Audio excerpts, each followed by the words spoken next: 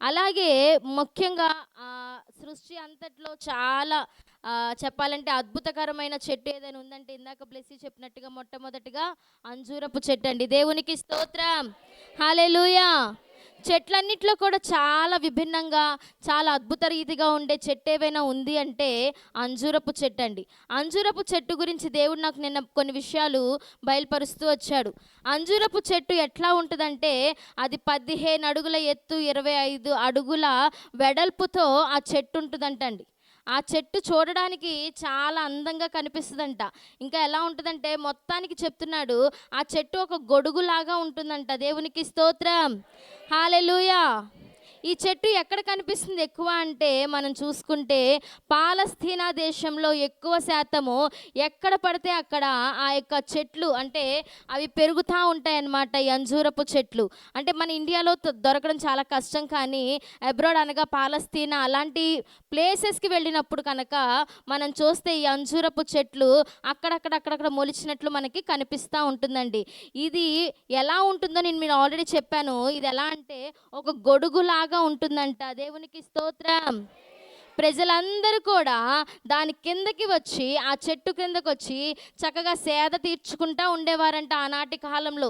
ఇప్పుడు కూడా చాలామంది మనం చూస్తూ ఉంటాం, ఎండాకాలంలో ఏదైనా మనకి కావాలంటే చెట్టు నీడన, అదిగోండి అలాంటి చెట్టు నీడన కింద మంచం వేసుకొని చక్కగా ఏం చేస్తారండి, సేద తీర్చుకుంటూ ఉంటారు.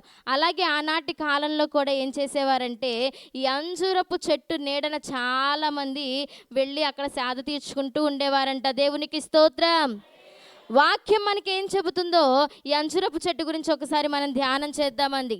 మొదటి రాజుల గ్రంథము 4వ అధ్యాయం 25వ వచనాన్ని ఒక్కసారి మనం ధ్యానం చేసుకుందాం. మొదటి రాజుల గ్రంథము 4వ అధ్యాయము, రాజుల మొదటి గ్రంథము 4వ అధ్యాయం 25వ వచనాన్ని ఒక్కసారి మనం ధ్యానం చేసుకుందాం. సొలొమోను దినములన్నిటను ఇశ్రాయేలు వారేమి యూదా వారేమి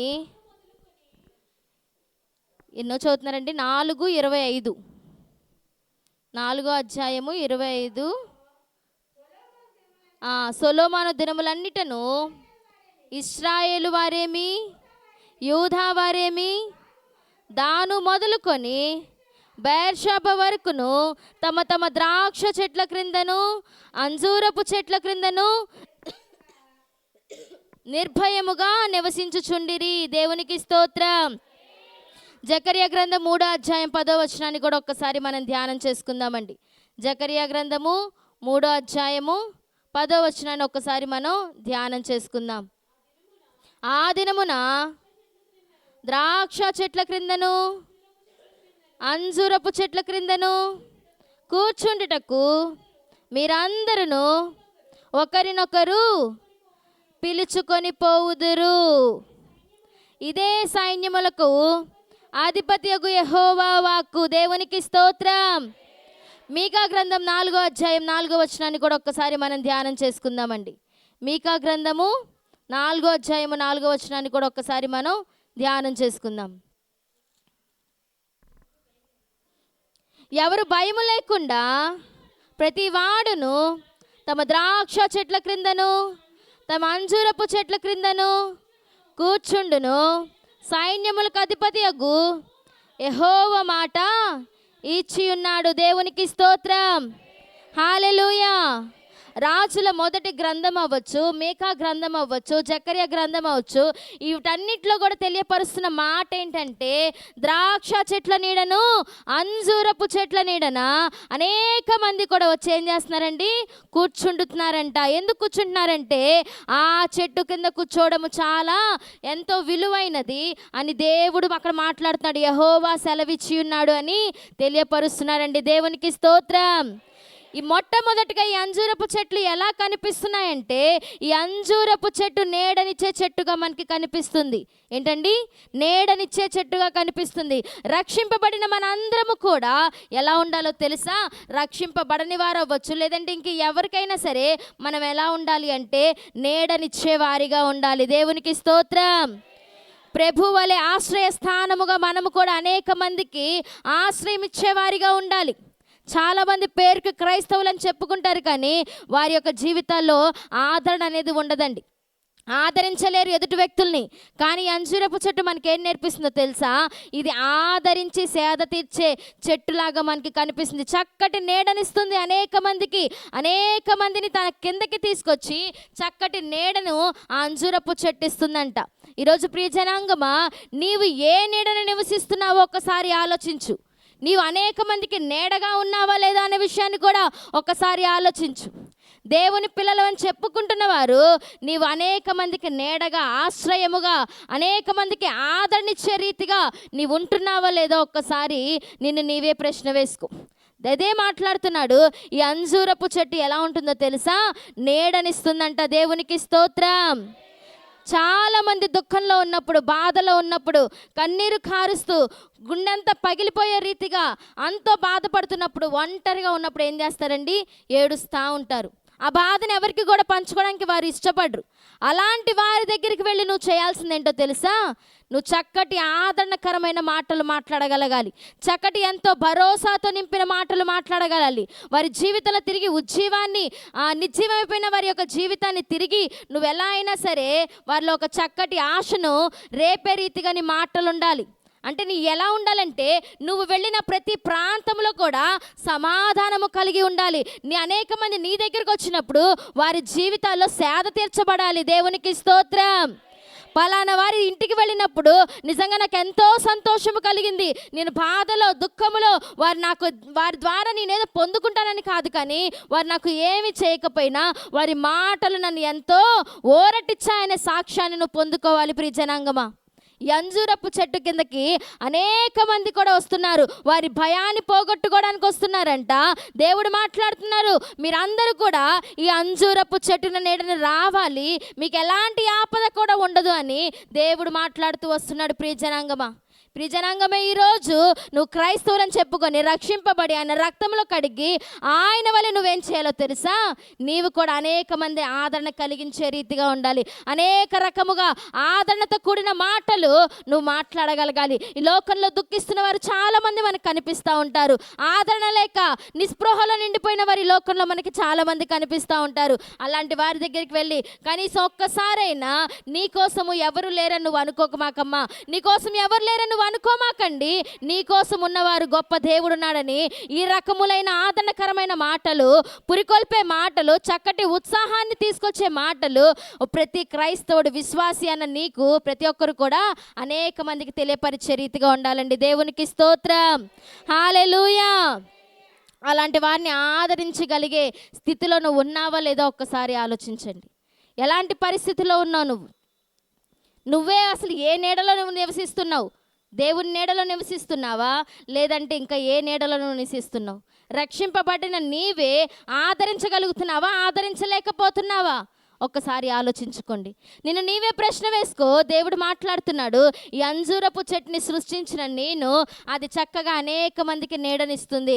ఈరోజు నిన్ను కూడా నేను సృష్టించాను, నా చేతితో నేను సృజించాను.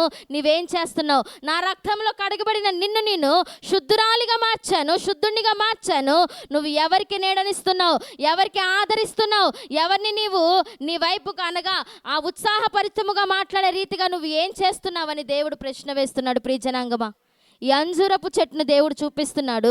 నీవు దీని వల్లే ఏం చేస్తున్నావండి? అనేక మందిని నీడనిస్తున్నావా లేదా? అనేక మందికి నీడనిస్తున్నావా లేదా? ఎండలో మనం వెళ్తూ ఉన్నప్పుడు కొన్నిసార్లు మనకి ఏమనిపిస్తుంది అంటే దావతేస్తూ ఉంటుంది. అలాంటప్పుడు ప్రయాణం మధ్యలో ఎవరైనా ఇంటికి వెళ్ళినప్పుడు అమ్మ కొంచెం మంచినీళ్ళు ఇమ్మనంగానే వాటర్ ఇస్తారు. వాటర్ ఇచ్చిన తర్వాత ఏం చెప్తారండి? మరి మీ అనుభవాలు చెప్పాలి. నా అనుభవం అయితే కనుక, నేను ఇదివరకు కాలేజ్ డేస్లో ఉన్నప్పుడు ఎన్ఎస్ఎస్లో వర్క్ చేసేదాన్ని. అందులో ఉన్నప్పుడు మేము సర్వేకి వెళ్ళినప్పుడు కొంతమంది ఇళ్ళకి వెళ్ళినప్పుడు వాటర్ అడిగితే, అమ్మ కొంచెం ఎండ తగ్గిన తర్వాత, తగ్గాక ఒక 10 నిమిషాల్లో పావు గంట అయిందో తెలియదు కానీ మా ఇంట్లో కూర్చోమ్మా అని చెప్పి వారు ఏం చేసేవారంటే, కొంచెం సేపు మాకు సేద తీర్చుకోవడానికి, విశ్రాంతి తీసుకోవడానికి కొంచెం వాళ్ళు మాకు అక్కడ ఒక స్థలం ఏర్పాటు చేసేవారు. అంటే దాన్ని బట్టి అర్థం చేసుకోవాల్సిన ప్రియ జనాంగమా, వాళ్ళలో ఒక ఆదరణ ఉంది. అయ్యో మా కోసం వచ్చారే, మా కోసం వీళ్ళు చేస్తున్నారే అని ఒక చెప్పాలంటే ఒక ఆదరణ అనే మాట ఉంది. ఆ ఆదరణ పూరితమైన ఆ మాటని బట్టి మనం ఏమి ఇవ్వకపోయినా ప్రశాంతంగా అమ్మయ్య పోన్లే ఈ అవకాశమైన ఇచ్చారు కూర్చోడానికి అని మనం అనుకోవచ్చు. ఈరోజు దేవుడు మాట్లాడుతున్నాడు, అంజూరపు చెట్టు ఎలా అయితే నీడనిస్తుందో నిజంగా ఒక విశ్వాసిగా ఉన్న నీవు కూడా అనేక మందికి నీడనిచ్చే రీతిగా ఉండాలి అని చెప్పి ఆయన ఆశపడుతున్నాడు. దేవునికి స్తోత్రం. హల్లెలూయా, హల్లెలూయా. అలాగే రెండవదిగా ఈ అంజూరపు చెట్టు ఏం చేస్తుందో తెలుసా అండి? ఈ అంజూరపు చెట్టు అంట 365 రోజులు ఆహారం ఇస్తానే ఉంటుందంటండి. ఏంటండి? సంవత్సరం అంత కాలంలో ఇది ఆహారం, సంవత్సరానికి సరిపడినంత ఆహారం ఇస్తుందంట. అంటే దాని అర్థం ఏంటి, ఎలా చెప్పగలం అంటే ఇది అంట సంవత్సరానికి 2 కాపులు కాస్తుందంటండి. దేవునికి స్తోత్రం. సంవత్సరానికి 2 కాపులు కాస్తుందంట. మొదటి కాపు వచ్చేసరికి వేసవి కాలం ప్రారంభం మొదట్లో, అనగా మనం మత్తయి సువార్త 24వ అధ్యాయము 32వ వచనంలో చూస్తే ఈ మాట మనకి కనిపిస్తుంది. మత్తయి సువార్త 24వ అధ్యాయము 32వ వచనాన్ని ఒకసారి ధ్యానం చేసుకుందాం అండి. అంజూరపు చెట్టును చూచి ఒక ఉపమానము నేర్చుకొనుడి. అంజూరపు కొమ్మ లేతదై చిగురించినప్పుడు ఏంటండి, వసంతకాలము ఇంకా సమీపముగా ఉన్నదని మీకు తెలియను. దేవునికి స్తోత్రం. వసంతకాలం ఇంకా దగ్గరలో ఉంది. అలాంటి కాలంలో, అనగా ఈ వేసవి కాలం మొదట స్టార్టింగ్, ఇంకా ప్రారంభపు కాలంలో ఇది ఏం చేస్తుందో తెలుసా అండి? పుయ్యడం స్టార్ట్ అవుతూ ఉంటుందన్నమాట. ఆ పుయ్యడం స్టార్ట్ అవుతూ ఉంటుంది. రెండవదిగా మనం చూస్తే ఇది రెండో కాపు ఎప్పుడు వస్తుందంటే ఆగస్టు నెల 2వ పంట ఇది మళ్ళా పోస్తుందంట. ఆగస్టు నెలలో మళ్ళా స్టార్ట్ అవుతుందంట. అప్పుడు వచ్చే ఈ వేసవి కాలం అవ్వచ్చు, ఆగస్టు నెలలో వచ్చే ఈ పండ్లు అన్నీ కూడా ఎలా ఉంటాయో తెలుసా అండి? చాలా తీయగా ఉంటాయంట, ఆరోగ్యానికి చాలా మంచివంట. ఆ కాలంలో పూసిన ఆ యొక్క పళ్ళు చాలా ఆరోగ్యానికి ఎంతో మంచిది, చాలా శ్రేష్టమైన పళ్ళు అని చెప్పేసి పాలస్తీనా వాళ్ళు తెలియపరుస్తూ ఉంటారు. అంతటి ఈ యొక్క అంజూరపు చెట్లు, ఈ అంజూరపు చెట్లకు వచ్చిన ఆ పండ్లు తినే ఆ 365 రోజులు కూడా అది పండ్లు కాస్తానే ఉంటుందంటండి. అది ఇంకా పచ్చిగా ఉన్నప్పుడు ఏమవుతుందో తెలుసా? చాలామంది కోసుకొని తింటారంట. చాలామంది అది ఇంకా పండు ఇంకా ఫలించకుండానే ఆ పచ్చిగా ఉన్నదాన్నే కోసుకొని తిని వాళ్ళ ఆకలి తీర్చుకుంటూ ఉంటారంట. దేవునికి స్తోత్రం. హల్లెలూయా. సమూయేలు గ్రంథం మొదటి సమూయేలు గ్రంథం 25వ అధ్యాయం 18వ వచనంలో ఒక్కసారి మాట చూసుకుంటే మనకు అర్థమవుతుందండి. అందుకు అబీగయలు నాబాలుతో ఏమీ చెప్పక త్వరపడి 200 రొట్టెలను 2 ద్రాక్షరసపు తిత్తులను వండిన 5 గొర్రెల మాంసమును 5 మానికలు వేసిన ధాన్యమును 100 ద్రాక్ష దెగలను 200 అంజూరపు అడ్డలను గార్ధముల మీద వేయించి. దేవునికి స్తోత్రం. హల్లెలూయా. ఇక్కడ అబీగయలు నాబాలుతో చెప్పకుండా దావీదుని ఎదుర్కోవడానికి ఏం చేస్తుందో తెలుసా అండి? అనేకవి కూడా సిద్ధము చేస్తూ ఉంది. అక్కడ తెలియపరుస్తూ వస్తున్నారు. ఏంటంటే 200 రొట్టెలంట, 200 ద్రాక్ష తిత్తులంట, 5 గొర్రెల మాంసము, వండిన మాంసమును, ఇంకా ధాన్యము వాటితో పాటు కలిపి 200 అంజూరపు అడ్డలను తీసుకువెళ్తుందంట. ఇక్కడ మనకు కనిపిస్తున్న మాట ఏంటంటే 200 అంజూరపు అడ్డలు అంటే ఏంటండి అర్థము? ఎంతమందికి రేగు వడియాలు తెలుసు? అందరికీ తెలుసు కదా. ఆ రేగిపండు వడియాలనే అంజూరపు అడ్డలు అని అంటారు. దేవునికి స్తోత్రం. హల్లెలూయా. ఈ రోజుల్లో చాలామంది పిల్లలు ఏమైనా ఆకలేస్తుందంటే బయటికి వెళ్ళినప్పుడైనా సరే ఏం చేస్తారండి? అవి కొనుక్కొని తింటూ ఉంటారు, అవునా కదా? ఆనాటి కాలంలో దావీదుని ఎదుర్కోవడానికి వెళ్తున్న ఈ అబీగయలు కూడా ఏం తీసుకెళ్ళిందో తెలుసా? అంజూరపు అడ్డలు తీసుకెళ్ళిందంట. చాలామంది కూడా ఏదైనా తీసుకొని వెళ్ళాలన్నప్పుడు ఖచ్చితంగా ఇవన్నిటినీ కూడా, ఈ అంజూరపు అడ్డలు అవ్వచ్చు, లేదంటే ఇంకా నేను చెప్పిన రీతిగా గొర్రెల మాంసం అవ్వచ్చు, ద్రాక్ష తిత్తులు అవ్వచ్చు, ఇవన్నీ కూడా తీసుకొని వెళ్ళేవారు ఆహారం నిమిత్తం. ఈ జనాంగమా, ఎందుకు ఈ మాటలు చెప్పబడం అవుతుందంటే ఈ అంజూరపు పండ్లు ఆహారము తీర్చుకునేదిగా, మనందరికీ కూడా ఆహారం ఇచ్చేదిగా ఈ అంజూరపు పండ్లు మనకి తెలియపరుస్తున్నాయి. దేవునికి స్తోత్రం, హల్లెలూయా. సంవత్సరం అంతట్లో ఎక్కడ కావాలంటే అక్కడ, ఎప్పుడు కావాలంటే అప్పుడు ఆ కాయలు కోసుకొని తినచ్చు. అలాగే ఈ రేగి పండ్లు, ఈ యొక్క వడియాలు కూడా మనం తీసుకొని తినే రీతిగా ఈ అంజూరపు చెట్లు 360 రోజులు ఆహారం ఇచ్చేదిగా మనకు కనిపిస్తుంది. చక్కటి ఆహారాన్ని సిద్ధపరిచే రీతిగా మనకు కనిపిస్తుంది. దీన్ని బట్టి మనం తెలుసుకోవాల్సింది ఏంటంటే, రెండవదిగా ఈ యొక్క అంజూరపు చెట్టు ఆహారం ఇచ్చేదిగా మనకు కనిపిస్తుంది. దేవునికి స్తోత్రం, హల్లెలూయా. ప్రతి క్రైస్తవుడు తెలుసుకోవాల్సిన విషయం ఏంటంటే, వారి జీవితంలో భౌతికంగా అవ్వచ్చు, ఆత్మీయ స్థితిలో ఖచ్చితంగా ఆహారం అనేది ప్రాముఖ్యమైనది. ఆహారం అనేది చాలా ప్రాముఖ్యమైనది. మనం బ్రతకాలి అని అంటే కనుక ఖచ్చితంగా మనం ఆహారం తినాలండి, అవునా కాదా? ఆహారం తినకుండా మనం బ్రతకగలుగుతాం అంటారా? ఒక 2-3 రోజులు లేదంటే ఒక వారం రోజులు మంచినీళ్ళు తాగుతూ ఉన్నాం అనుకున్నామండి ఆహారం తినకుండా, తర్వాత ఏమవుతుంది మన పరిస్థితి? నీరసం అయిపోతుందా లేదా? గ్లూకోజ్ లెవెల్స్ తగ్గిపోతే ఇంక బాడీలో అంతా షివరింగ్ మొదలైపోతుంది. ఆహారం పడితేనే మనం బ్రతుకుతూ ఉంటాం, అవునా అండి? అలాగే మన ఆత్మీయ స్థితిలో మన ఆత్మ కూడా ఎప్పుడు కూడా ఎలా ఉండాలంటే, ఉజ్జీవంగా బలంగా ఉండాలంటే ఆత్మపరమైన ఆహారం కూడా చాలా ప్రాముఖ్యమైనది. దేవునికి స్తోత్రం, హల్లెలూయా. ఈ భౌతికమైన ఆహారం, ఈ ఫిజికల్ ఫుడ్ కూడా మనకి ఎంత అవసరమో, అలాగే స్పిరిచువల్ ఫుడ్ కూడా మనకు అంతే అవసరమని దేవుని వాక్యం మనకి స్పష్టంగా తెలియపరుస్తుంది. ఈ అంజూరపు చెట్టు అనేక మందికి ఆహారము తీర్చేదిగా ఉంది. ప్రియ జనాంగమే, ఈరోజు క్రైస్తవులైన నీవు అనేక మందికి నీ దగ్గర ఉన్నప్పుడు, అనేక మంది ఎవరైనా ఆకలి అని వచ్చినప్పుడు వారికి నువ్వు ఆహారము పెట్టే స్థితిలో నువ్వు ఉన్నావా లేదో ఒక్కసారి ఆలోచించు. ఆహారము పెట్టే స్థితిలో నీవు ఉన్నావా? ఆనాడు సారెపతు విధవరాలి ఇంటికి దైవజనుడు వచ్చినప్పుడు ఆమె ఏం చేసింది? తన దగ్గర ఏమీ లేదు, అయ్యా నా దగ్గర ఏమీ లేదు, ఉన్న ఈ పిండితో కొంచెం రొట్టె తీసుకొని నేను నా కుమారుడు తిని చనిపోదాము అని అనుకున్నప్పుడు దైవజనుడు తన ఇంటికి వచ్చి నాకు ఒక అప్పము చేయండి అన్నప్పుడు వెంటనే తన దగ్గర ఉన్నదాన్ని అంతట్లో మేము ఎలాగో చనిపోతాం కదా పర్లేదులే అనుకొని ఏం చేసిందండి? ఆ యొక్క రొట్టె చేసి ఆ దైవజనుడికి ఇచ్చింది. ఆ కరువు కాలం అంతట్లో కూడా దేవుడు ఏం చేశాడండి? తను పోషిస్తూ వచ్చాడు. దేవునికి స్తోత్రం, హల్లెలూయా.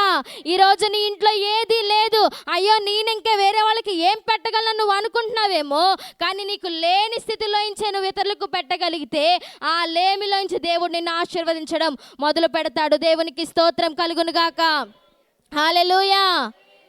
లేని స్థితిలోనే నువ్వేం చేయాలి? అనేక మందికి ఆహారము పంచే స్థితిలో నువ్వు ఉండగలగాలి. ఎవరైనా ఆకలి అని వచ్చినప్పుడు నువ్వు ఏది లేదు వెళ్ళిపోండి అని చెప్పకూడదు. ఎవరికైనా సరే నీ దగ్గరకు వచ్చి అమ్మా కొంచెం నాకు పెట్టండి అన్నప్పుడు నీకు ఏమున్నా సరే, నువ్వు ఏమి లేకపోయినా సరే, నువ్వు తింటున్నదైనా సరే ఇతరులకు ఇచ్చే స్థితిలో నువ్వు ఉండగలగాలి. నువ్వు ఇచ్చినప్పుడు ఖచ్చితంగా దాని ఫలాన్ని నువ్వు చూడగలుగుతావు. నా దగ్గరే అదే తినడానికి నేను ఇదే ఉంచుకున్నాను, ఇంకా నేనేం వాళ్ళకి ఇస్తాను అని అనుకొని నువ్వు దాన్ని వెనక్కి లాక్కోమాకు. శారీరకమైన ఆహారము అనేక మందికి పంచేవారిగా ప్రతి క్రైస్తవుడు ఉండాలి. దేవునికి స్తోత్రం, హల్లెలూయా. నువ్వు ఫిజికల్గా తింటున్నావు, అలాగే ఆత్మీయ స్థితిలో కూడా నువ్వు బలపరచబడాలి అంటే, ఆత్మీయ స్థితిలో నీవు అనేక మందిని ఆత్మలు కూడా నువ్వు బలపరచాలి అంటే నువ్వు చేయాల్సింది ఏంటో తెలుసా? వాక్యాన్ని వారికి అందించగలగాలి. అదే వాక్యమైన ఆహారం నువ్వు వారికి అందించగలిగితే ఎవరైతే ఆత్మలో నశించిపోతున్నారో, ఎవరైతే ఆత్మలో వర్ధలింపలేకపోతున్నారో వారికి నువ్వేం చేయాలో తెలుసా? ఆత్మీయమైన ఆహారాన్ని వారికి నువ్వు పెట్టగలగాలి. దేవునికి స్తోత్రం, హల్లెలూయా. యోహాను సువార్త 6వ అధ్యాయం 51వ వచనాన్ని ఒక్కసారి మనం ధ్యానం చేసుకుందామండి. యోహాను సువార్త 6వ అధ్యాయం 51వ వచనాన్ని ఒక్కసారి ధ్యానం చేసుకుందాం. పరలోకము నుండి దిగివచ్చిన జీవాహారము నేనే, ఎవడైనను ఈ ఆహారము భుజించితే వాడెల్లప్పుడూ జీవించును, మరియు నేనిచ్చు ఆహారము లోకమునకు జీవము కొరకైన నా శరీరమని మీతో నిశ్చయముగా చెప్పుచున్నానని. దేవునికి స్తోత్రం, హల్లెలూయా. ఇక్కడ యేసుక్రీస్తు వారు మాట్లాడుతున్న మాట ఇక్కడ మనం చూడగలుగుతున్నాం. పరలోకం నుండి దిగి వచ్చిన జీవాహారము నేనే అని దేవుడు మాట్లాడుతున్నాడు. ఆయనే జీవము, ఆయనే ఆహారముగా నేను ఉంటున్నానని చెప్పి అంటున్నాడు. ఆ పరమందు నుంచి వచ్చిన ఆహారము ఈరోజు మనం భుజిస్తున్న దేవుని వాక్యము అని ప్రతి ఒక్కరు కూడా తెలుసుకోవాల్సిన వారమై ఉన్నాం. దేవునికి స్తోత్రం, హల్లెలూయా. లోకములో ఉన్న ఆహారము, లోకంలో ఉన్న వారందరికీ కూడా ఈ ఆత్మీయమైన ఆహారం నువ్వు పంచగలగాలి. దేవుని సన్నిధికి వస్తూ దేవుని మాటలు వింటూ నీ ఆత్మను నువ్వు బలపరచుకోవడం మాత్రమే కాదు, కానీ నీవేం చేయాలో తెలుసా? నశించిపోతున్న ఆత్మల కొరకు వెతికి రక్షించే నీవందరూ కూడా దేవుని యొక్క ఆత్మను, దేవుని యొక్క ఆహారం, దేవుని యొక్క మాటలను అనేక మందికి పంచేవారిగా ఉండాలి అని దేవుని వాక్యం తెలియపరుస్తుంది. దేవునికి స్తోత్రం, హల్లెలూయా. ఈ రోజులో చాలామంది మనం ఎలా ఉంటామంటే, కొన్ని సందర్భాల్లో మన ఆత్మ ఎంతో బలంగా ఉంటుంది, అవునా అండి? కొన్ని సందర్భాల్లో మనం ఏమైపోతాం అంటే ఆత్మ బలహీన పడిపోతూ ఉంటుంది. అది ఎలాంటి సందర్భాల్లో మీకే తెలుసు, నేను చెప్పాల్సిన అవసరం లేదు. కానీ దేవుడు మాట్లాడుతున్నాడు, ప్రతిసారి నువ్వు ఆత్మలో బలపరచబడుతున్న నీవు ఎందుకు కొన్నిసార్లు ఆత్మలో బలహీన పడిపోతున్నావో ఒక్కసారి ఎప్పుడైనా ఆలోచించగలిగారా? నీ ఆత్మ బలపరచబడాలంటే నువ్వు చేసే పనులేంటి? మీరు ఏమేం పనులు చేస్తారు? నీ ఆత్మ బలంగా ఉండాలి, ఆత్మలో వర్ధలింపబడాలి, ఎప్పుడు కూడా దేవుని యొక్క సన్నిధిలో నేను మంచిగా ఉజ్జీవంగా ఉండాలి అంటే నువ్వు చేసే పనులేంటి చెప్పాలి. ఏం చేస్తూ ఉంటారండి? గట్టి చెప్పాలి. దేవునికి స్తోత్రం. వాక్యమును ఎప్పుడైతే మనం ధ్యానిస్తామో, వాక్యమును ఎప్పుడైతే మనం నిత్యము చదువుతామో ఖచ్చితంగా మన ఆత్మలో మనం బలపరచబడతాం. నువ్వు ఆత్మలో బలహీన పడుతూ ఉన్న సందర్భంలో వాక్యాన్ని తీసి చదవడం మొదలు పెడితే దేవుడు ఏం చేస్తాడో తెలుసా? వాక్యము ద్వారా నీతో మాట్లాడతాడు. నీ ఆత్మకు తిరిగి మళ్ళీ ఉజ్జీవాన్ని దేవుడు అనుగ్రహిస్తాడండి. దేవునికి స్తోత్రం, హల్లెలూయా. వాక్యము చదువుతున్న ప్రతిసారి నువ్వు అనుకోవాలి, ఈరోజు నేను దేవుని యొక్క వాక్యాన్ని భుజిస్తున్నాను, దేవుడు నా ఆత్మని ఎంతగానో వర్ధలింపజేస్తున్నాడు, తిరిగి నన్ను బలవంతులుగా దేవుడు మారుస్తున్నాడని నువ్వు ఎప్పుడు కూడా అనుకోవాలి. ఎప్పుడు కూడా నిత్యం ఈ బైబిల్ గ్రంథాన్ని ప్రతిరోజు కూడా నువ్వు ధ్యానించే రీతిగా ఉంటే నీ ఆత్మ ఎప్పుడు కూడా బలహీనపడదు. నువ్వు శారీరకంగా బలహీనపడచ్చు, కానీ నీ ఆత్మ ఎప్పుడు కూడా బలహీనపరచనివ్వడు దేవుడు. దేవునికి స్తోత్రం, హల్లెలూయా. వాక్యము చదువుకుపోవడం వల్లే చాలామంది ఈ రోజుల్లో ఫలించలేకపోతున్నారు, ఆత్మీయ స్థితిలో ఫలించలేకపోతున్నారు. ఆత్మ బలము తగ్గిపోతుంది వారికి, ఆత్మలో ఎలాగో ఉజ్జీవింపడం ఉండట్లేదు. ఈరోజు చాలామంది అదే రీతిగా అయిపోయారు. వాక్యాన్ని ధ్యానించడము చాలా కరువైపోయింది. రోజు నేను వాక్యాన్ని చదువుతున్నా అనేవారు ఎంతమంది ఉన్నారండి? ఎంతమంది ఉన్నారు? అమ్మమ్మ గారు ఒక్కరే చేతులు ఎత్తారు, వేణ చేతులు ఎత్తింది. నిత్యము దేవుని వాక్యాన్ని ధ్యానించాలి. నువ్వు తినడం మానేస్తున్నావా? త్రాగడం మానేస్తున్నారా?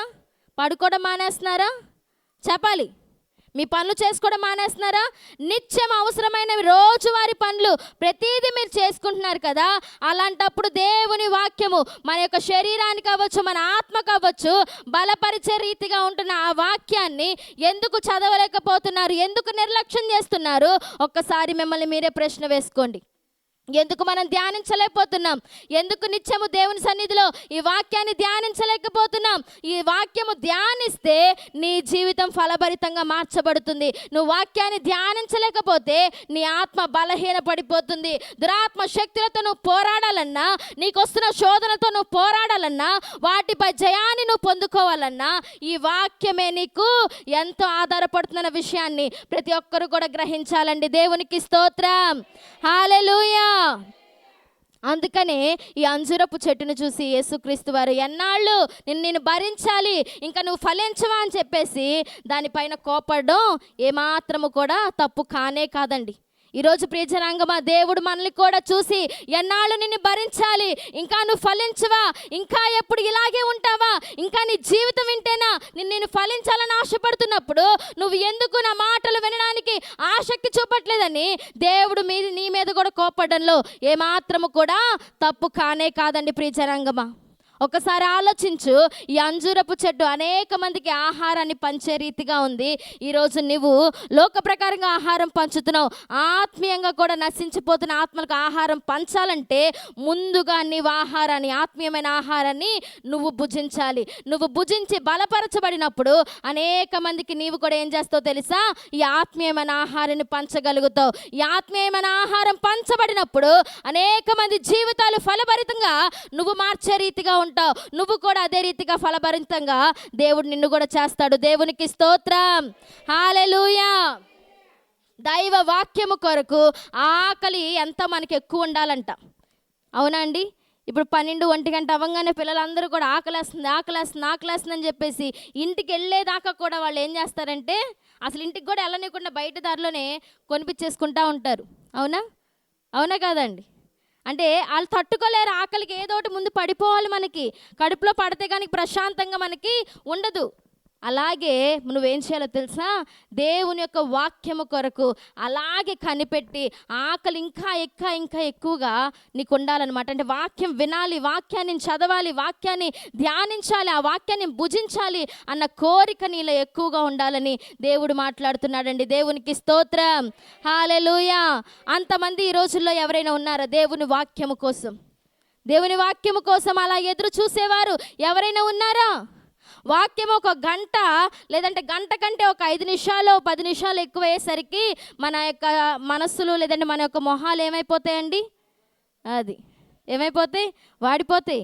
అయ్య బాబోయ్, చాలా వాక్యం వినేస్తున్నాను ఈరోజు, ఇంత వాక్యం ఒకే రోజు అంటే చాలా కష్టం, నా వల్ల కాదు, కానీ తర్వాత చూసుకుందాం అన్నట్టుగా మీ మొహాలన్నీ అలా పెట్టేసరికి ఇక్కడి నుంచి చెప్తున్న దైవజనులు కూడా ఏమైపోతుందంటే వినడానికి వీళ్ళకి ఇంట్రెస్ట్ లేదేమో, ఇంకా ఆపేద్దాము అన్నట్టుగా వారు కూడా చూస్తారండి. నీ ముఖంలో నీ మనసులో ఎలా కనిపించాలి తెలుసా?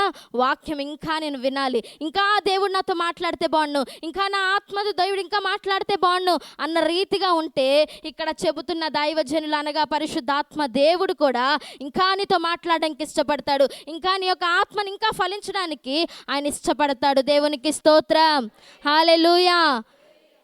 ప్రార్థనకి ఎంత ప్రాముఖ్యత ఇస్తారు, వాక్యానికి అంతే ప్రాముఖ్యత ఇవ్వాలి. వాక్యానికి ప్రాముఖ్యత ఇచ్చేవాళ్ళు చాలామంది ప్రార్థన చేసుకునే విషయంలో ప్రాముఖ్యత ఇవ్వట్లేదు. ప్రాముఖ్యత రెండిటికి ఉండాలండి. రెండిట్లు పచ్చినా కూడా అంతే ప్రాముఖ్యత ఉండాలి. ప్రార్థన చేస్తున్నాం కదా చాలే, వాక్యము చదవకపోయినా ఏం కాదు అనుకుంటే సరిపోదు. వాక్యము చదవాలి. నువ్వు చదివిన వాక్యము ఏమై ఉందో దాన్ని బట్టి నువ్వు ప్రార్థన చేయాలి. దేవునికి స్తోత్రం, హల్లెలూయా. నువ్వు ఏదో ప్రార్థన చేసి నీ కుటుంబ నిమిత్తం, నీ బంధువుల నిమిత్తం, ఇంకా వేటి నిమిత్తం ప్రార్థన చేస్తే సరిపోదు. నువ్వు చేసే ప్రార్థన వాక్యానుసారంగా ఉందా లేదా అన్న విషయాన్ని నువ్వు తెలుసుకోవాలి. నువ్వు ప్రార్థన చేస్తున్నప్పుడు వాక్యరీతిగా నేను ప్రార్థన చేస్తున్నానా, అది దేవునికి ఇష్టపూరితంగా ఉందా లేదా అన్న విషయాన్ని నువ్వు తెలుసుకోవాలి. అంతేకాని ఏది పడితే అది ప్రార్థన చేసేసి అలా చేసేస్తానంటే అది దేవునికి ప్రీతికరంగా అనిపించదండి. వాక్యాన్ని కూడా నీవు ధ్యానించుకోగలగాలి. దేవునికి స్తోత్రం, హల్లెలూయా. ఈ ఆత్మీయమైన ఆహారము ప్రతి ఒక్కరు కూడా భుజించగలగాలి, ప్రతి ఒక్కరికి కూడా మనం పంచగలగాలి. అప్పుడే ఈ అంజూరపు చెట్టును దేవుడు ఆశీర్వదించిన రీతిగా మనల్ని కూడా దేవుడు ఆశీర్వదిస్తాడు. ఈ అంజూరపు చెట్టు అనేక మందికి ఆకలి తీర్చేదిగా ఉంది. 365 డేస్ చక్కటి పండ్లు ఇస్తుంది.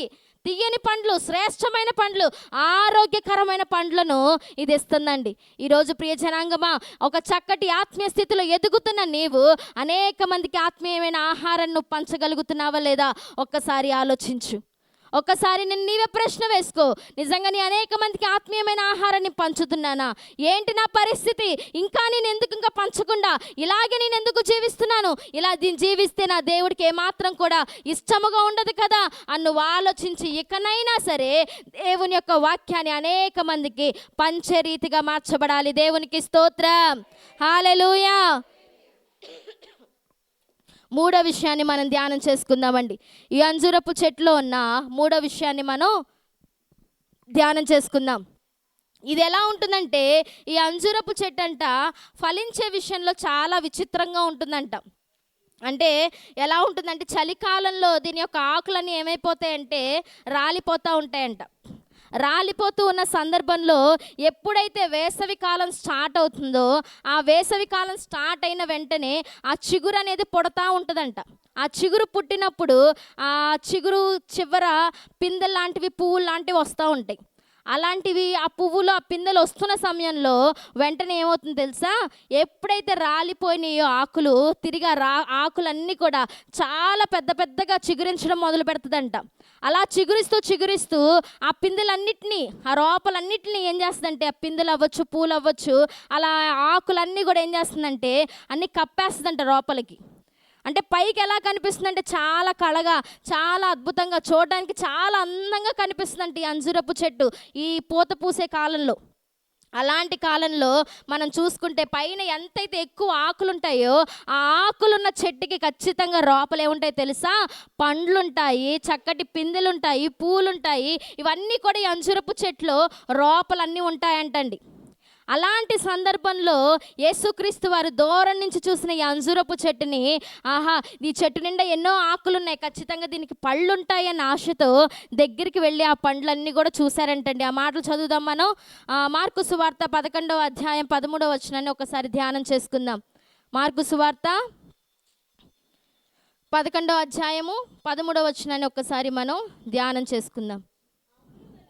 ఆకుల గల ఒక అంజూరపు చెట్టును దూరము నుండి చూచి దాని మీద ఏమైనను దొరికినేమో అని వచ్చెను.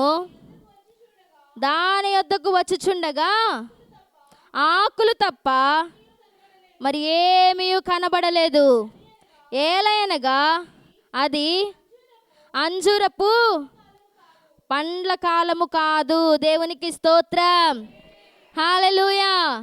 నేనేం చెప్పానండి, అది పండ్లు కాసే కాలంలో ఖచ్చితంగా ఎలా ఉంటుందంటే చెట్టు నిండా కూడా ఆకులుంటాయి.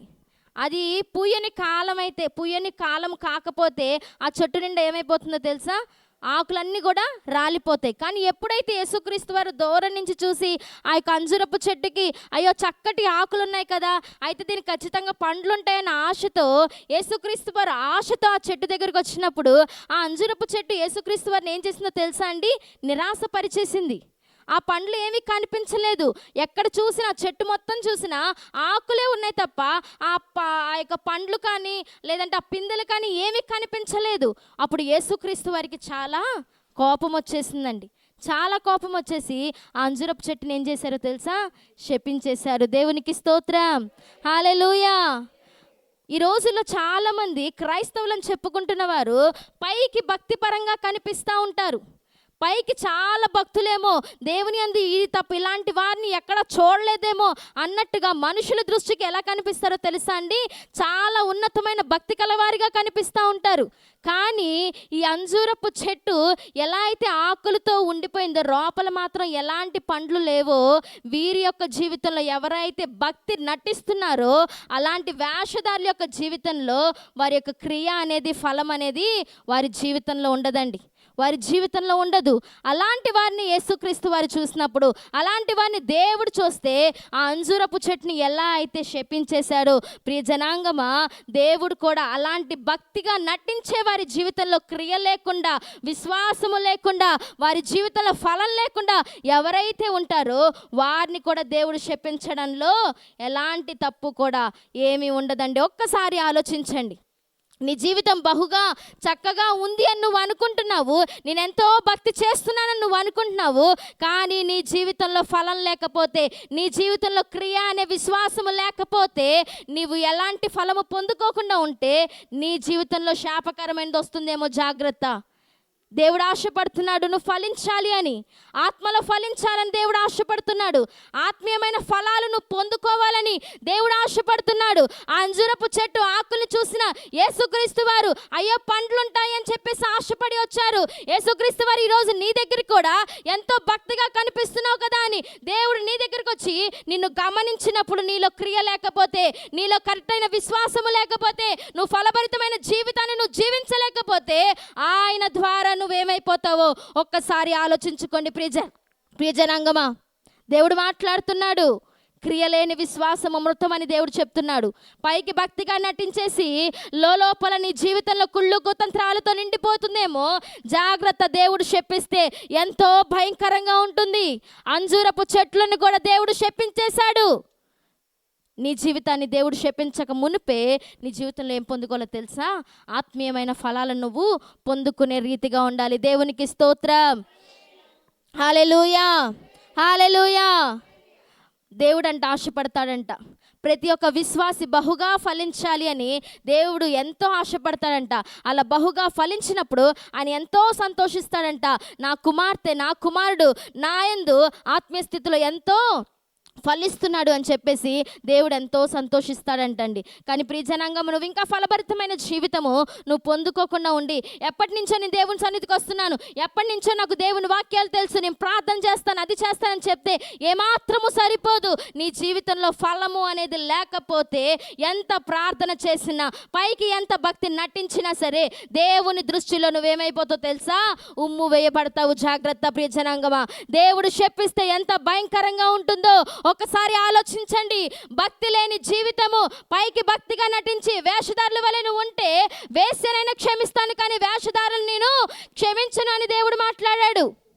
మరి నీ జీవితము భక్తి వేషపూరితంగా ఉందా? అనేక మంది మనుషులు చూడాలి, సంఘము చూడాలి, దైవజనులు చూడాలి అన్నట్టుగా నువ్వు వేషధారుల వల్ల భక్తి నటిస్తున్నావేమో. లోపల మాత్రం అదే కుళ్ళు, అదే కుతంత్రాలతో నీ జీవితం నిండిపోయిందేమో. మనుషులు పైరూపం చూసినా దేవుడు హృదయాంతరంగములు చూసే దేవుడు అనే విషయాన్ని నువ్వు ఏమాత్రము కూడా నిర్లక్ష్య పెట్టకూడదు. దేవునికి స్తోత్రం. హల్లెలూయా, హల్లెలూయా. దేవుని ద్వారా రక్షింపబడుతున్న మనం, దేవుడు మనల్ని ఎంతగానో కాపు కాస్తున్నాడు. మన జీవితాలు ఎలాంటి కూడా భయంకరమైన పరిస్థితులకు వెళ్లకుండా ఆయన మనల్ని రక్షిస్తూ ఉన్న దేవునికి కృతజ్ఞత కలుగుతూ నీ జీవితంలో ఏం పొందుకోవాలో తెలుసా? ఫలభరితమైన జీవితాన్ని పొందుకోవాలి. ఆత్మ ఫలాలను పొందుకునే రీతిగా ఉండాలని దేవుడు ఆశపడుతున్నాడు. దేవునికి స్తోత్రం. హల్లెలూయా. ఆత్మ ఫలాలు ఎన్నండి? ఆత్మ ఫలాలు ఎన్ని చెప్పాలి? దేవునికి స్తోత్రం. ఏమేంటివండి? ప్రేమ, సంతోషం, సమాధానం, దీర్ఘశాంతం, దయాళత్వం, ఆశానిగ్రహం, విశ్వాసం, మంచితనం, సాత్వికము. దేవునికి స్తోత్రం. హల్లెలూయా. ఎన్ని ఆత్మఫలాల్లో మనం ఏమవ్వాలో తెలుసా? ఫలభరితంగా ఉండాలి. ఇవన్నీ కూడా మీరు వాక్యం చూడాలంటే గలతీ పత్రిక 5వ అధ్యాయం 22వ వచనంలో ఆత్మఫలాల గురించి మనకు కనిపిస్తుంది. ఒకసారి చదువుకోండి. ఈ ఆత్మఫలాలన్నింటిలో కూడా మనం ఏం చేయాలో తెలుసా? ఫలభరితంగా జీవించగలగాలి. అదే దేవుడు ఆశపడుతున్నాడు. ప్రతి విశ్వాసి యొక్క జీవితంలో ఆత్మఫలాలతో నిండిపోవాలి. ఫలభరితమైన జీవితము వారు పొందుకోవాలని దేవుడు ఆశపడుతున్నాడు. అంజూరపు చెట్టు పైకి ఎంతో చక్కగా అందముగా ఆకులతో నిండిపోయింది, కానీ దగ్గరికి వెళ్ళి చూసినప్పుడు దాని యొక్క దగ్గర ఎలాంటి పండ్లు కనిపించలేదు. ఈరోజు దేవుడు నిన్ను కూడా చూసినప్పుడు నీ జీవితంలో ఎలాంటి ఫలభరితము లేకపోతే దేవుడు శపిస్తాడు. జాగ్రత్త. అందుకని దేవుడు మాట్లాడుతూ వస్తున్నాడు, నువ్వు ఫలభరితమైన జీవితాన్ని జీవించాలి అని దేవుడు మాట్లాడుతున్నాడు. దేవునికి స్తోత్రం. హల్లెలూయా. ఇర్మియా గ్రంథం 8వ అధ్యాయం 13వ వచనంలో అక్కడ చూసుకుంటే అక్కడ మనకు కనిపిస్తున్న మాట ఏంటంటే, యెహోవా దేవుడంట అంజూరపు చెట్లన్నిటినీ కూడా అవేమి కూడా ఫలించకుండా వాటన్నిటిని కూడా శపించేశాడు అన్నట్టుగా మనకు కనిపిస్తుంది. ఎందుకు శపించేస్తున్నాడు? ఎందుకు ఆ కరువు కాలం రావడం? ఎందుకు అశాంతితో కరువు ఉండిపోవడం, సమాధానం లేకుండా జీవించడం? ఎందుకు ఇదంతా కారణమవుతుందంటే వారిలో ఫలించే తత్వము లేకపోవడం వల్ల, వారిలో ఫలింపు జీవితము లేకపోవడం వల్ల దేవుడు ఏది కూడా ఇష్టపడట్లేదు. అందుకని దేవుడు వాటిని శపించేస్తున్నాడు. ప్రియజనాంగమై ఈరోజు మనల్ని దేవుడు శపించకుండా ఉండాలి అంటే నేనేం చేయాలో తెలుసా?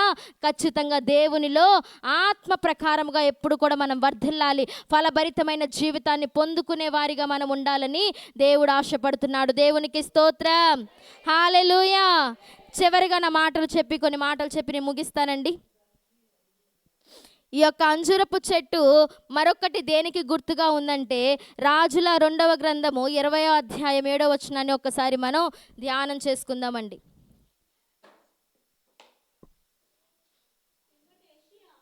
పిమ్మట యోషియా అంజూరపు పండ్లను ముద్ద తెప్పించుడని చెప్పగా అతడు దాన్ని తెచ్చి కురుపు మీద వేసిన తరువాత వాడు బాగుపడెను. దేవునికి స్తోత్రం.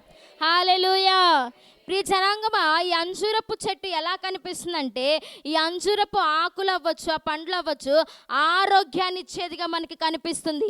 ఇది ప్రతి ఒక్క పుండ్లను కానీ ప్రతి ఒక్క దాన్ని కూడా ఏం చేస్తుందంటే బాగుపరుస్తుంది, స్వస్థపరిచేదిగా ఈ అంజూరపు చెట్టు మనకి కనిపిస్తుందండి. దేవునికి స్తోత్రం. హల్లెలూయా. ఈ యొక్క విషయాన్ని మనం చూసుకుంటే రాజుల 2వ గ్రంథం 25వ అధ్యాయంలో మనం చూసుకుంటే 20వ అధ్యాయంలో ఒక రాజు కనిపిస్తాడు. ఆ రాజు పేరే హిజ్కియా. హిజ్కియా మరణకరం అవుతున్నాడని చెప్పేసి ఎప్పుడైతే ప్రవక్త అయిన యెషయా వచ్చి మాట్లాడితే వెంటనే హిజ్కియా ఏం చేస్తాడండి, గోడ త్రట్టు తిరిగి దేవుని సన్నిధిలో కన్నీరు కారుస్తూ, ప్రభువా నేను యథార్థముగా నీ సన్నిధిలో నేను జీవించలేదా, ఎందుకు నేను అప్పుడే ఇలాగ అయిపోతున్నాను, ఎందుకు నా ఇంటిని చక్కబెట్టుకోమని నువ్వు ప్రవక్త ద్వారా మాట్లాడుతూ వచ్చావని చెప్పేసి వెంటనే గోడ తట్టు తిరిగి హృదయపూర్వకంగా దేవుని సన్నిధిలో ప్రార్థన చేయడం మొదలుపెట్టాడు. వెంటనే యెషయాతో దేవుడు మాట్లాడి వెంటనే పిలిపించి హిజ్కియాకి గొప్ప ఆయుష్నిచ్చేశాడండి. దేవునికి స్తోత్రం. కానీ ఆనాటి కాలంలో రాజులకు ఏం వచ్చేదంటే రాచపుండ్లు వచ్చేవంటండి. అంటే ఆ పుళ్ళు ఒంటి మీద ఎక్కడైనా రావచ్చు, కాలి భాగాన్ని రావచ్చు, లేదంటే వీపు మీద రావచ్చు, చేతి మీద రావచ్చు, ఎక్కడైనా రావచ్చు. రాజులకు ఆ కాలంలో ఎక్కువ వచ్చేవంట ఆ రాచపుండ్లు అనేవి. ఆ పుండుని నయం చేయడానికి ఏం ఉపయోగించాడు అంటే యెషయా ఈ అంజూరపు ఆకుల యొక్క ముద్దని ఉపయోగించాడంటండి. దేవునికి స్తోత్రం. హల్లెలూయా. పిమ్మట యెషయా అంజూరపు పండ్ల ముద్ద తెప్పించుడని చెప్పగా వారు దాన్ని తెచ్చి కురుపు మీద వేసిన తర్వాత అతడు బాగుపడెను. దేవునికి స్తోత్రం. ఎప్పుడైతే యెషయా చేశాడో అంజూరపు పండ్ల ముద్దను తీసుకొచ్చాడో, అది తీసుకొచ్చిన వెంటనే ఆ కురుపు మీద పెట్టినప్పుడు అదేమైందో తెలుసా అండి, వెంటనే బాగుపడిపోయాడంట. ఈ అంజూరపు చెట్టు దేని ఉపయోగపడిందంటే స్వస్థతకు ఉపయోగపడింది, ఒక మనిషి బాగుపడడానికి ఉపయోగపడింది. ప్రియ జనాంగమా, అంజూరపు చెట్టు వల్ల ఈరోజు నీవు కూడా ఒకసారి ఆలోచించు.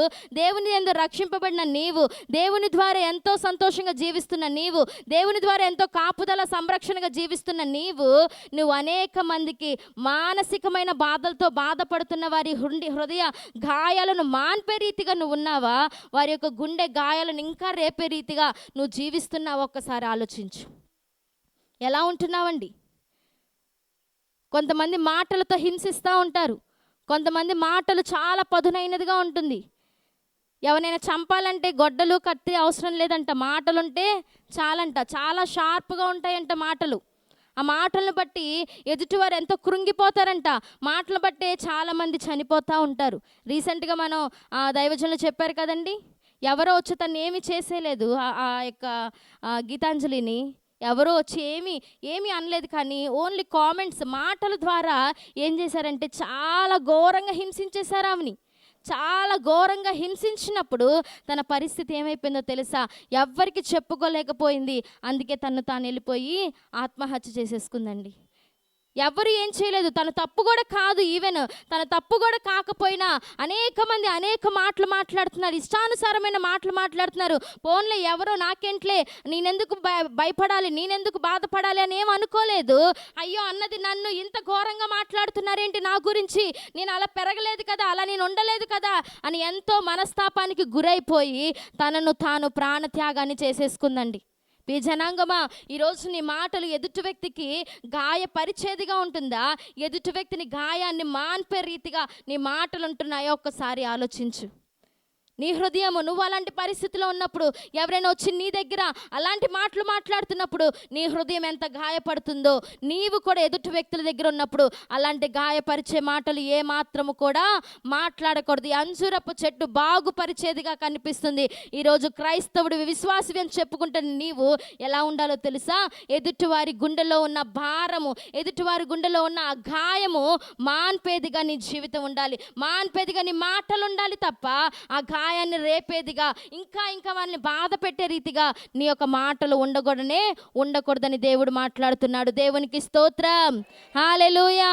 కొందరి మాటల్ని వెంటనే ఏమవుతుందంటే వారి జీవితాలకి అది ప్రభావితం చూపిస్తూ ఉంటుంది. వారు మాట్లాడే మాటలు నిజంగా నేను ఇలాగే ఉంటానేమో, నిజంగా నేను ఇలాగే చేస్తానేమో, అందుకే వారికి అలా అనిపిస్తుందేమో అని చెప్పేసి ప్రభావితం చేస్తూ ఉంటాయి. కొంతమంది ఇన్ఫ్లుయెన్స్ చేస్తూ ఉంటాయి. ప్రియ జనాంగమా, నీ ఇన్ఫ్లుయెన్స్ ఎలా ఉండాలో తెలుసా? ఒక వ్యక్తి బాగుపడే రీతిగా ఉండాలి తప్ప ఒక వ్యక్తి నశించిపోయే రీతిగా ఏది కూడా నీ మాటలు ఉండకూడదని దేవుడు తెలియపరుస్తున్నాడు. దేవునికి స్తోత్రం, హల్లెలూయా. మాన్పే రీతిగా నీ మాటలు ఉండాలి. ఒక వ్యక్తి ఎంతో బాధపడుతున్నప్పుడు ఆ వ్యక్తి గాయాన్ని నువ్వు మాన్పే రీతిగా ఉండాలి. ప్రేమ కలిగి నువ్వు మాట్లాడాలి, ఆదరణ కలిగి నువ్వు మాట్లాడాలి. ఆ గాయాలు పోయే రీతిగా నువ్వు మాట్లాడాలని దేవుడు తెలియపరుస్తున్నాడు. కానీ ప్రియ జనాంగమా, ఈ రోజుల్లో ప్రతి ఒక్కరు కూడా అలా మాట్లాడుతున్నారా లేదా? ఒకసారి ఆలోచించండి. నీ జీవితం ఎలా ఉంటుంది? నువ్వు ఎలాగ ఇతరులని ప్రోత్సహిస్తున్నావా, నిరుత్సాహపరుస్తున్నావా? ఎదుటి వాళ్ళని నీ మాటలతో బాధ పెడుతున్నావా? ఎదుటి వాళ్ళని నీ మాటలతో ఆ గాయాలను మాన్పుతున్నావా? ఒక్కసారి ఆలోచించుకోమని దేవుడు మాట్లాడుతూ వస్తున్నాడు. దేవునికి స్తోత్రం, హల్లెలూయా. ఒకవేళ ఇప్పటికైనా సరే ఎదుటి వ్యక్తులను గాయపరుస్తున్నావేమో, నీ తప్పు నువ్వు తెలుసుకొని దేవుని సన్నిధిలో పశ్చాత్తాపడి దేవుని సన్నిధిలో కన్నీళ్లు కారుస్తూ, ప్రభువా నేను చేసింది తప్పయ్యా, ఇక మీదట నేను ఎప్పుడు కూడా నా ఎదుటి వ్యక్తులను అవ్వచ్చు ఇంకెవరినైనా సరే నా మాటలతో నేను గాయపరచను ప్రభువా, వారిని నేను ఇంకను ప్రోత్సహించే రీతిగా ఉంటాను అని చెప్పేసి నీ జీవితాన్ని నువ్వు మార్చుకునే రీతిగా ఉండాలి. దేవునికి స్తోత్రం, హల్లెలూయా. అందుకనే దేవుడు మాట్లాడుతున్నాడు.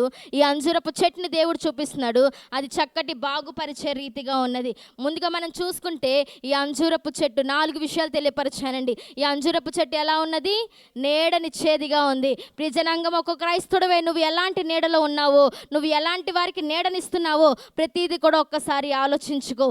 రెండవదిగా ఇది ఆకలి తీర్చేదిగా ఉంది. ఒక క్రైస్తవుడివైన నీవు అనేక మందికి శారీరకమైన ఆహారం తీర్చడమే కాకుండా ఆత్మీయమైన దేవుని యొక్క వాక్యం అనే ఆహారం అనేక మందికి పంచే రీతిగా ఉండాలి. ఫలభరితమైన జీవితాన్ని నువ్వు పొందుకోవాలి. మూడోదిగా చూసుకుంటే కనుక ఆ ఫలం అనేది లేకపోతే దేవుడు శపిస్తాడు. కాబట్టి జాగ్రత్తగా ఆత్మ ఫలాలు పొందుకొని ఆత్మలో వర్ధిలింపబడేలాగా, ఆత్మలో మనం ఇంకనూ ఫలించి దేవుని దృష్టికి ఎంతో ఇష్టలుగా మార్చబడేలాగా మన జీవితాన్ని కట్టుకోవాలి. 4వ ఈ అంజూరపు చెట్టు దేనికి కనిపిస్తుందో తెలుసా? బాగుపరిచేదిగా ఉంది. నీ మాటల ద్వారా ఎదుటి వ్యక్తి బాగుపడుతున్నాడా? నీ మాటల ద్వారా ఎదుటి వ్యక్తి నశించిపోతున్నాడా, కృంగిపోతున్నాడో? ఒక్కసారి ఆలోచించుకొని నీ జీవితం ఏ రీతిగా ఉంటుందో, నీ జీవితం ఏ రీతిగా మార్చబడుతుందో, నీ ద్వారా ఎదుటి వ్యక్తి ఏ రీతిగా మార్చబడుతున్నాడో ఒక్కసారి ఆలోచించుకో. ఈ అంజూరపు చెట్టుని దేవుడు చూపించాడు, దాని ప్రకారంగా మనం కూడా ఫలించాలని దేవుడు ఆశపడుతున్నాడు. ఒకవేళ ఫలింపు లేని జీవితం నీలో ఉందేమో, ఒకవేళ ఫలింపు లేకుండా ఆత్మీయ స్థితిలో ఇంకా తగ్గిపోయిన స్థితిలో నీవు ఉన్నావేమో, దేవుని సన్నిధిలో ఇదే సమయము దేవుడు మాట్లాడుతున్నాడు. మరలా నీకు అవకాశం ఇస్తున్నాడు దేవుడు. నీ అవకాశాన్ని బట్టి నువ్వు సద్వినియోగం చేసుకొని దేవుని సన్నిధిలో దేవుని పాదాలు పట్టుకొని, ప్రభువా ఇక్కడి నుంచైనా సరే తండ్రి నాయన, అయ్యా అంజూరపు చెట్టు నువ్వు చూసినప్పుడు తండ్రి నాయన నీకు నిరాశనిచ్చింది అయ్యా, నీవు నన్ను చూసినప్పుడు అలాంటి నిరాశలో నేను ఇవ్వకుండా ప్రభువా నా జీవితాన్ని నేను కట్టుకుంటాను, నా ఆత్మీయ స్థితిని నేను మరలా అయ్యా నీ సన్నిధిలో ఉజ్జీవింపంగా మరలా నేను ఆత్మీయ స్థితిని ఇంకా పెంచుకుంటాను ప్రభువా అని దేవుని యొక్క సన్నిధిలో నువ్వు ఎలా ఉండాలో తెలుసా? ఎప్పుడు కూడా నిత్యము ఆయనకు అనుకూలంగా నువ్వు మార్చబడాలి. కాబట్టి ప్రియ జనాంగమా, ప్రతి ఒక్కరం కూడా దేవుని సన్నిధిలో ఈ అంజూరపు చెట్టు దేనికి ఉపయోగపడిందో, దేనికి ఇది కనబడుతుందో మన జీవితము కూడా ఒక చెట్టులా పోల్చుకొని మనం కూడా ఎలా ఉండాలో దేవుడు తెలియపరుస్తున్న రీతిగా దేవునికి ఇష్టపూర్వకంగా మనం కూడా మార్చుకొని దేవుని ద్వారా ఆత్మ ఫలాలు పొందుకొని అనేక మందికి దేవుని వాక్యాన్ని పంచేవారిగా మనందరం కూడా ఉందాం. ఈ కొద్ది మాటలను దేవుడు మన వినికిడిలో దీవించి ఆశీర్వదించునుగాక. ఆమేన్. ప్రార్థన చేసుకుందామండి. ప్రతి ఒక్కరం కూడా ప్రార్థనలో ఉందాం.